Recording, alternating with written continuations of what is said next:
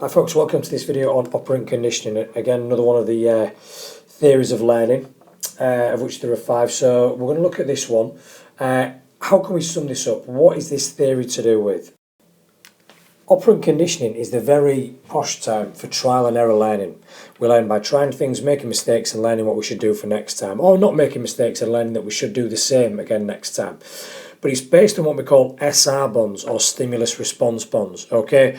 Some of them are just genetic and built into us. You pick up a hot pan, the heat on your hand is the stimulus, the response is drop the pan, okay? But in terms of sport, we have to learn a lot, okay? You know, think of an example of you're playing rounders or cricket or something like that and the ball goes towards a fielder. Some people will duck out of the way because the ball is coming towards them. So the stimulus is the ball is coming towards you. The response is to get out of the way. That's the incorrect thing to do. You want to get your hand in the way of the ball to try and catch the batter out. So we need to make sure we get correct SR bond. So the stimulus, the ball comes towards me, you move your hand to the ball. That would be the correct SR bond. So operant conditioning is about getting correct SR bonds and getting rid of incorrect SR bonds, such as the ones that we've just mentioned there. Now we've got strategies for doing both.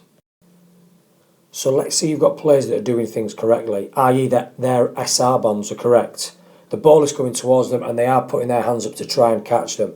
I want to encourage that. I want to keep them doing that. So I've got to strengthen the SR bond. So I've got 2 strategies to strengthen an SR bond.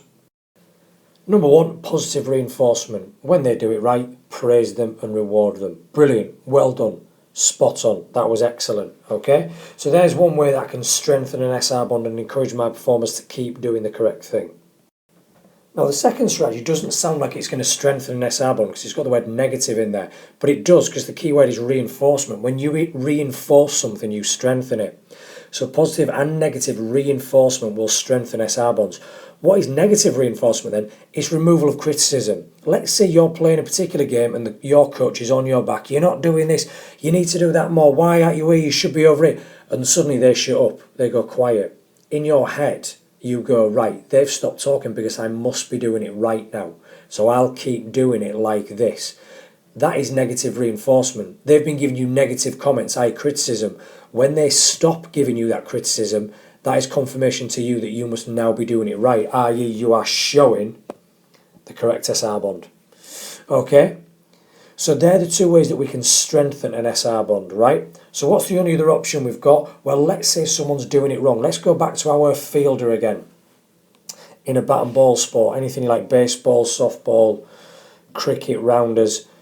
Let's say this is a fielder who is ducking out the way of the ball. Okay, they're not going towards it, they're flinching every time the ball comes near them. That is an incorrect SR bond. We want to weaken it. So what can we do to weaken an incorrect SR bond? Well, there's one surefire way to weaken an SR bond, and that's punishment. I know it sounds a bit harsh. It's an old term. We're not beating anyone up or anything like that.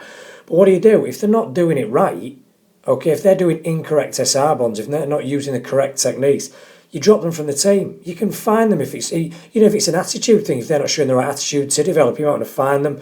You might want to substitute them. They're not doing it right, so I'm going to bring you off, and I'm going to bring on someone who can do it right. And they'll eventually, hopefully, learn that what they were doing was not satisfactory. It wasn't a correct SR bond. So you'll hopefully weaken it. The idea is to weaken it so that you can then replace it with a correct SR bond, the correct way of doing things, which you will then strengthen. So these things are very, very fluid.